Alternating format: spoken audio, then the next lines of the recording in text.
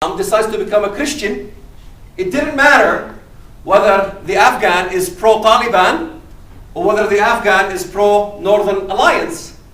Both parties wanted that man dead. So what part of, how do you decipher the good, the bad from the ugly? It becomes a very difficult job because most Americans think that Islam is basically a religion. We have to decipher between religion and an ideology, between religion and a constitutional government. That's the problem. And I have to separate between Muslims who want to open a mosque, bury the Muslim dead Islamic style, have Islamic marriages, have Islamic Quranic studies, whatever, and the Muslims who say that Islam is a constitution. To me, that's the problem. The other guys are not a problem for me, because I have many Muslim friends who believe and believe in live and let live. They don't want anything to do with that rubbish of making Islam as a constitution. They're happily living in America, and they don't want anything to do with that movement. However, but that's not the case when it comes to the Islamic movement in America and in the Middle East and all over the globe. There is an Islamist movement in America that adheres to changing the constitution. I look at some of my critics. CARE, Council of American-Islamic Relations. Council of American-Islamic Relations says that they condemn terrorism. Now, condemning terrorism, in my opinion, is not a verb. Condemning terrorism is an act. It's an action that somebody has to do to show their abhorrence of the act of terrorism. But CARE, on the other hand, is not, as you think, a moderate Muslim group at all. CARE was founded by the IAP, Islamic Association of Palestine. Now, before the Islamic Association of Palestine began, I was part of the Muslim Brotherhood in America. I was here. I was in Chicago. I was part of the group that, they would rent a hotel and we will be in an area like this and you can see the footage. In fact, if you go to my website, Shoebat.com, you can see the footage yourself. You can see the Muslim community, a big chunk of Muslim community sitting in the gathering, thousands. And as the speaker gets up there, or the Quranic recitation, the guy would stand up there and recite the Quran. And what part of the Quran did he recite? He would say, فَإِذَا لَقَيْتُمِ الَّذِينَ كَفَرُوا فَضَرْبُ الرِّقَابِ. If you meet the unbelievers, then strike off their necks. Now, what part of strike off their necks do you Americans not get? Then you would see the youth going up to the podium, to the platform, and they're carrying daggers, and they're singing songs. أنا من حماس وما هتفت بغيرها. I am from Hamas, and I will not call to any other.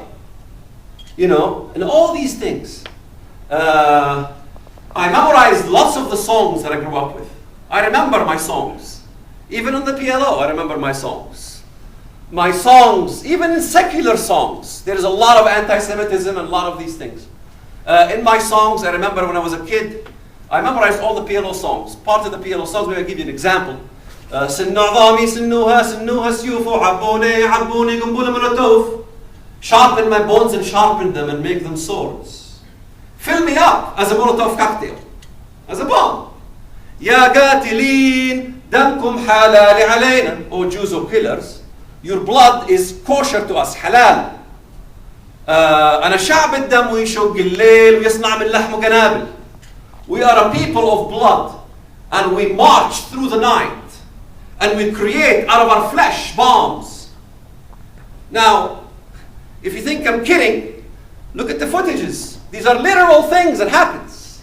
Yahya Ayyash begins the suicide martyr approach and the suicide belt. Now teenagers take suicide belts and go inside a bus and blow themselves up. But there's an excuse for these guys. Because after all, Israel is an occupation. All these things. In fact, when I began to talk to my wife, Mexican-American, and I tried to convert her to Islam, she asked me, she says, well, I basically grew up Catholic. why do you want me to leave my biblical education or my Christian heritage? Well, I mean, the standard answer was, the Jews are prophet killers. The Jews spread mad cow disease. The Jews put infertility drugs for the Arabs so they don't have children. The Jews run the Congress. The Jews run the media. In fact, I was in the streets of Chicago, loudspeaker. Who runs the media? And the crowd would cry out, Israel. Who runs the Congress? Israel. That was in the good old days. Before the IAP became the IAP, it was the Muslim Brotherhood. In fact, my mentor, Sheikh Jamal Saeed. Sheikh Jamal Saeed was the mentor of these young youth here in America. And just before the establishment of the IAP, Islamic Association of Palestine, which CARE was created by, most Americans don't know, CARE was created by the IAP, Islamic Association of Palestine, which was a Hamas branch, terrorist organization, literal terrorist organization. And I can show the quotes left, right, and center of the kind of things that CARE, Council of American Islamic Relations, does. CARE, by the way, teaches sensitivity classes, gives sensitivity classes to your FBI. You see, they're okay. It's okay for CARE to give Islamic sensitivity classes to the FBI, but it's not okay for Walid Shoebat to give Christian sensitivity classes to the Air Force. I spoke at the Air Force. I didn't speak about Christianity at all, in fact. It was a secular event, and all over the media, Christians are preaching Christianity to the Air Force cadet. Well, I didn't preach Christianity whatsoever. Wait a minute, these guys are Christian. Okay, hold on. Are you saying that a Christian can't be an expert on terrorism? An expert on terrorism has to be a Buddhist, a Muslim, an atheist, but not a Christian? Excuse me. If that's not racism, I don't know what else is. It's usually the racists who accuse the non-racists of racism. I learned that a long time ago. Because when I was a terrorist, the world called me a freedom fighter. And when I repented from my terrorism, I was called a racist and Islamophobe and a bigot. You understand how crazy the society has become? In fact, I know usually when I get on the media, I get on your media all the time. Are you worth dying for? Sometimes I don't know. I get on the media and the person in the newspaper, asks me the question, if you were a terrorist, how come you're not in jail? You should be in jail. Well, I knew immediately, as soon as I get that kind of question, I know where the person stands.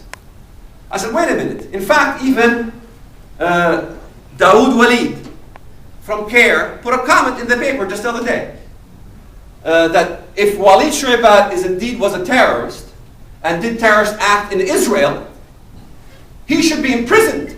The Israelis should arrest him. Yet would you ever find a CARE representative calling for the arrest and the imprisonment of the real terrorists? Yeah. I said, okay, hold on. Let me understand this. Let me understand this. Okay, I was a terrorist, I confess. I went to jail in Israel. I planted a bomb on a bank in Israel, Bank Leumi Israel. I was part of the terror apparatus here. And I was released. Why was I released? Why am I not arrested? Should I not be arrested? Well, to be frank with you, yes. I should be in jail. But why am I not in jail? I'll tell you why. Because for many, many years, the media struggled very hard to make the world accept the PLO as a viable partner in the negotiations for peace. All of a sudden, PLO terrorists are no longer terrorists. Only Hamas terrorists are terrorists. Well, I was not. Basically, when I did my bombing, all that stuff, I was PLO. So wait a minute. If you are a terrorist, PLO terrorist, and you are to be freed, why the same people that called for our freedom are now only calling for the repentant terrorists to go to jail? Are you with me?